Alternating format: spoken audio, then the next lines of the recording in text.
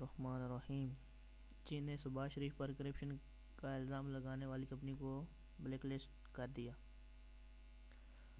Metro project میں وزیر اعلیٰ پنجاب شہباز شریف پر کرپشن کا الزام لگانے والی چین کمپنی کا جھوٹ بے نقاب ہو گیا۔ تحقیقات میں الزام جھوٹ ثابت ہونے پر چین کے ریگولیٹری کمیشن نے چین کمپنی کو بلیک لسٹ کر دیا۔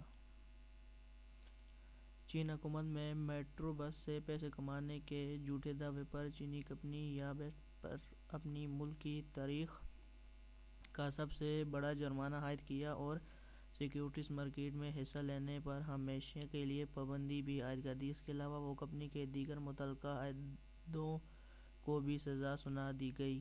یا بیٹ کمپنی کی جانب سے پنجاب حکومت سے معافی بھی مانگی گئی، جس کا خط کمپنی کی ویب سائٹ پر موجود ہے۔